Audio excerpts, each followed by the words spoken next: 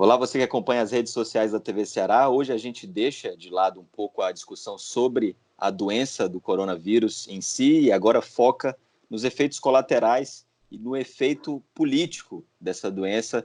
Por isso que a gente conversa aqui com o Cleiton Monte, ele que é cientista político e professor da UFC. Professor, obrigado aí pela participação, pela disponibilidade.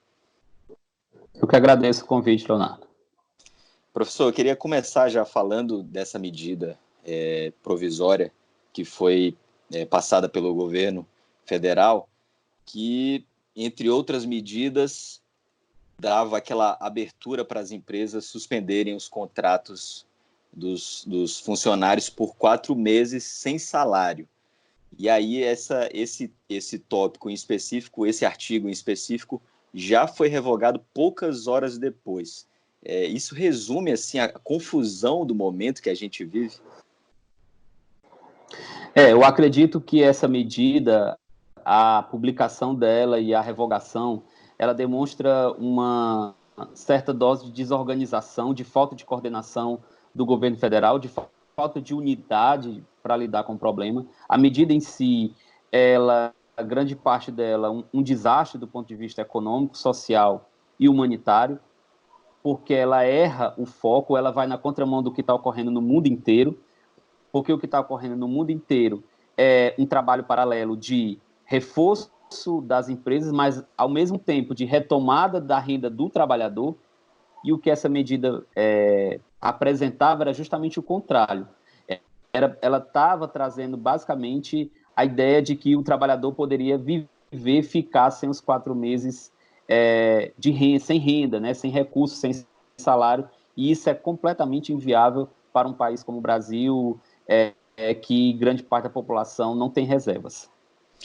A gente tem visto aí nos Estados Unidos, no Reino Unido e outros países essa discussão sobre a renda básica e universal, especialmente nessa ressaca aí econômica que a gente vai sofrer agora, né? O que poderia ser feito aqui no Brasil? Bem, a renda básica universal ela é uma ideia já antiga, debatida desde a década de 80. Aqui no Brasil, ela tem como um dos grandes defensores o ex-senador Eduardo Suplicy, né, que debateu, apresentou vários projetos nessa linha. É uma ideia muito interessante, uma ideia justa, democrática e que visa garantir. Muito interessante a gente pensar a crise como um terreno da gente rever as nossas próprias fragilidades. E qual é a nossa grande fragilidade, pensando no Brasil? Basicamente a desigualdade social e moral que a gente sustenta. Nós temos uma desigualdade social e moral, né? Um dos países mais desiguais do mundo. Então, qual seria uma das formas de você criar, pelo menos, garantir para aquela família o mínimo de dignidade? Não estou falando do programa Bolsa Família. Eu estou falando mínimo de dignidade no sentido de ter garantido moradia, alimentação, vestimenta, ter um mínimo garantido. A renda básica universal, ela entra nessa linha, ela está sendo discutida no mundo inteiro, e eu acredito e agora que com sim, mais força tem ainda, recursos para isso, diferente do que se fala, né? Tem recursos para isso, e eu acredito que se nesse momento tivéssemos uma renda básica universal, grande parte dos problemas que a gente está discutindo, eles basicamente não existiriam.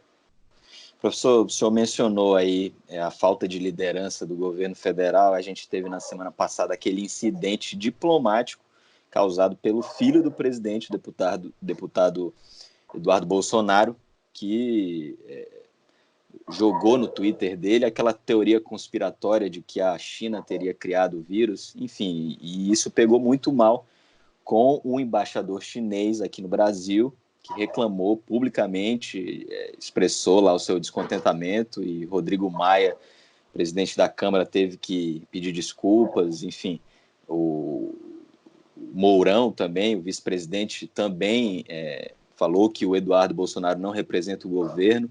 E aí, a reboque disso, a gente viu o Consórcio Nordeste, que é algo totalmente novo, que surgiu esse ano, aliás, ano passado ainda, e que foi negociar com a China à parte, né? Como é que você vê essa questão do Consórcio Nordeste? Pronto. Primeiro, pegando o início da sua fala com relação à crise com o governo chinês, né? Nós temos um presidente que tem falas e comportamentos autoritários e que se alimenta de crises. Se havia dúvida com relação a isso, ou agora, nesse momento, a gente tem uma convicção muito plena, não só ele, mas a família. Isso é muito ruim para as políticas públicas, isso é muito ruim, principalmente nesse momento. A China é o principal parceiro comercial do Brasil em todos os níveis, é o nosso maior comprador de commodities. Então, assim, em última escala, o último país do mundo que a gente deveria comprar briga era com a China.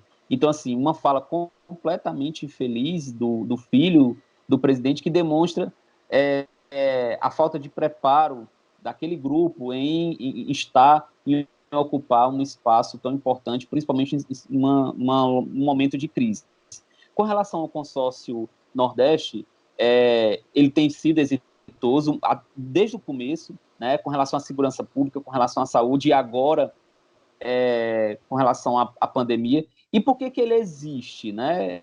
É importante a gente deixar isso claro. Ele existe porque os governadores da região, eles começaram a entender que a região Nordeste, os 9 estados da região Nordeste, teriam sérias dificuldades de repasse do governo federal. Então, assim, se esses estados fossem atendidos, tivessem realmente um olhar, uma atenção do governo federal para seus pedidos, para suas demandas, se não tivesse a politização por parte de Brasília, que Brasília, o governo federal diz que os estados nordestinos estão criando uma oposição, uma frente de esquerda contra o governo federal. Mas se o governo federal atendesse a esses pedidos, atendesse essas demandas, não haveria uma necessidade concreta de se criar o consórcio. Esse consórcio existe por causa de uma necessidade concreta de você atender os pedidos da região. E quando esses estados eles compram junto, eles negociam junto, eles têm mais força. Então, muito acertada essa negociação com a China, que é o país que mais tem a ensinar. Não importa no momento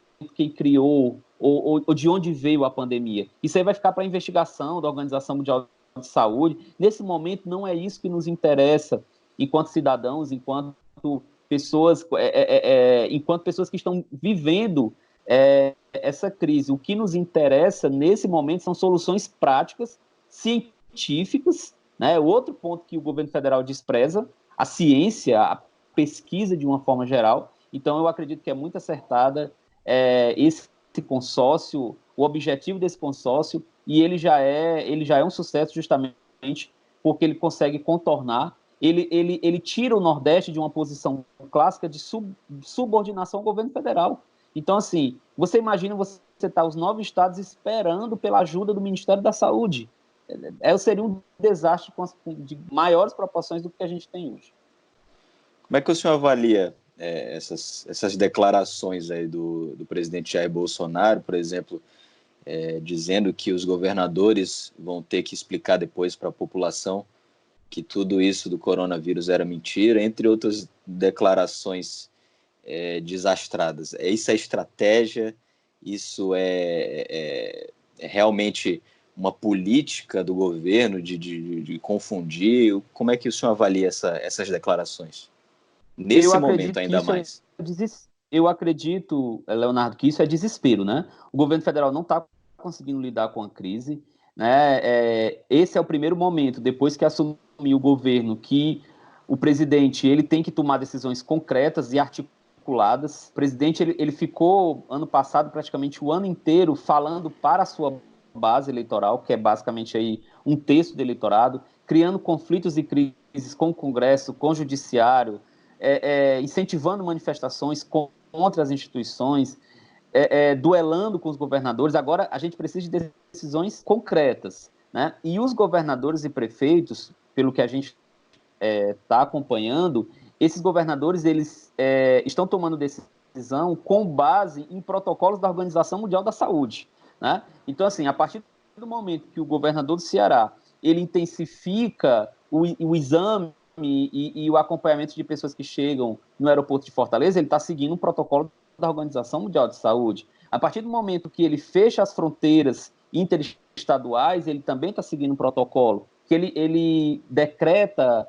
quarentena na mesma linha. Então, o que o Ceará está fazendo, o que São Paulo está fazendo, o que o Rio de Janeiro, Minas Gerais, o que a maior parte desses estados eles estão fazendo, eles não estão criando pânico, eles não estão criando, eles estão seguindo protocolos médicos, né? Eles estão seguindo, basta a gente acompanhar as falas, os encaminhamentos da Organização Mundial de Saúde para a gente saber quem é que realmente está com a razão, se o presidente da República ou se os governadores dos estados. Professor, só para a gente encerrar, a gente tem uma previsão aí, mais ou menos agosto, setembro, para essa quarentena ser suspensa, né? Qual é o maior desafio quando a gente chegar lá? Qual vai ser o maior desafio do governo federal, dos governos estaduais e municipais também? E dos trabalhadores, principalmente. Pronto. Eu acredito que o maior desafio seja a manutenção dos trabalhos, dos empregos, das atividades, né? Eu acredito que todo mundo vai perder renda, né? Sejam empresários informais, trabalhadores informais. A partir do momento que essa quarentena for suspensa, esses empregos voltam?